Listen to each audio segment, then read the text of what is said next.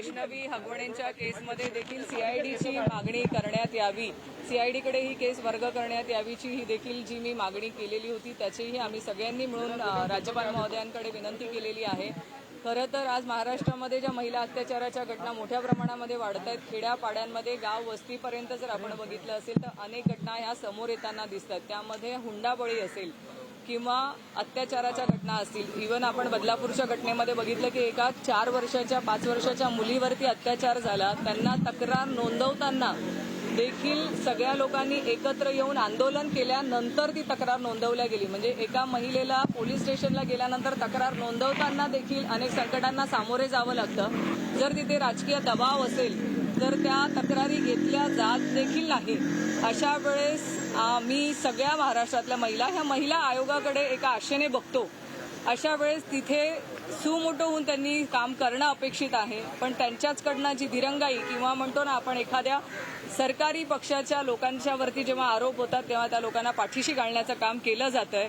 असे होऊ नये आणि महिलांना न्याय मिळावा, त्यांच्या तक्रारी ह्या लवकरात लवकर नोंदवण्यात याव्या। पोलीस स्टेशनमध्ये त्यांना 1.5 दिवस 2 दिवस थांबण्यात येऊ नये, तो त्रास त्यांना जातो। वैष्णवी हगवणेंच्या केसमध्ये तुम्ही बघितलं असेल तर 1.5 दिवस त्याच्या आईवडिलांना तक्रार नोंदवण्यासाठी पोलिसांकडनं मज्जाव करण्यात आला होता। म्हणजे त्याचं उत्तर अजूनही कुणी दिलेलं नाहीये की 1.5 दिवस का लागला, वैष्णवी हगवणेंच्या मृत्यू प्रकरणी केस का नोंदवल्या गेली नाहीत, त्या केसमध्ये अजूनही जे कलम लागायला हवे होते ते कलम का लागण्यात आले नाही, अजूनही सौम्य प्रकारचे कलमच का आहेत, असे अनेक प्रश्न आहेत। म्हणजे इथे पॉलिटिकली नेक्सस आहे हे आम्ही ओरडून सांगतोय, पण या सगळ्या गोष्टींमध्ये मुद्दाम दुर्लक्ष होतंय। त्यासाठी हे महिला आयोगाला अध्यक्ष या बदलून द्याव्यात किंवा ज्या 24 तास वेळ देऊ शकतील अशांची नेमणूक करावी, आम्ही तिथे मागणी केली। सुषमाताई, आपण जर बघितलं तर महिला आयोगाचा जो कारभार आहे, जनसुनावण्या आहे, या महिला आयोगाच्या कार्यालयात किती समोर महिला आयोगाचा कारभार, जनसुनावण्या महिला आयोगाच्या कार्यालयातनं, पक्षाच्या कार्यालयातनं अर्थात राष्ट्रवादीच्या कार्यालयातनं सुरू असायच्या, अशी देखील आता माहिती सुरू आहे। ज्या रुपाली चाकणकर आहे त्या पक्षीय कार्यालयात जनसुनावणी घ्यायची देखील फक्त एक लक्षात घ्या। आज महामहिम राज्यपाल महोदयांची जी महाविकास आघाडीच्या सर्व महिला नेत्यांच्या वतीने भेट घेतली गेली, या भेटीमध्ये चाकणकर हा विषय म्हणजे असं काही व्यक्तिगत पातळीवर जायचं कारण नाही आणि एवढा छोटा विषय घेऊन इथे येण्याचं पण काही कारण नाही। जे मुद्दे आम्ही आज इथे चर्चेला मांडलेले होते ते सगळ्यात महत्वाचा पहिला मुद्दा की हगवणे केसमध्ये खूप सारा राजकीय हस्तक्षेप आहे। हगवणे केसमधले ज्या जालिंदर सुपेकरांचं नाव आम्ही वारंवार घेत होतो आणि ज्यांचं डिमोशन झालं, त्या जालिंदर सुपेकरांचे सख्खे मेहुणे शशिकांत चव्हाण हे खडक पोलीस स्टेशनला पीआय आहेत।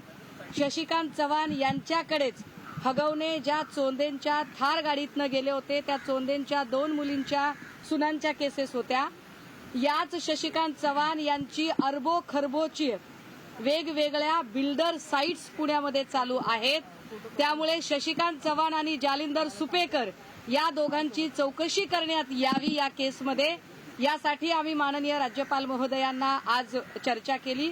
दुसरा महत्वाचा मुद्दा होता लाडकी बहीण योजनेच्या साठी म्हणून जे पैसे वर्ग केलेले आहेत, विशेषतः आदिवासी कल्याण विभागाचा निधी आणि सामाजिक न्याय विभागाचा निधी, सारथी, बार्टी, महाज्योती अशा 3ही ठिकाणच्या फेलोशिप्स अजून मिळालेल्या नाहीत।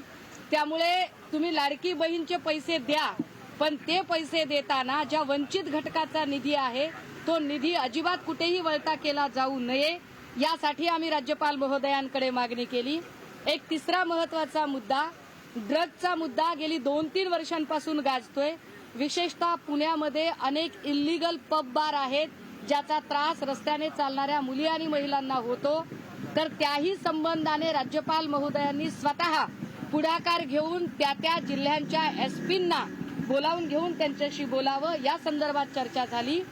चौथा महत्वाचा मुद्दा जो आपण महिला आयोगाचा बोललात, आमच्या सगळ्या महाविकास आघाडीच्या सगळ्या नेत्यांचं एकमत होतं की या ठिकाणी आपण पूर्णवेळ काम करणारी एखादी अध्यक्षा द्या, ज्या पार्टी कार्यालयातनं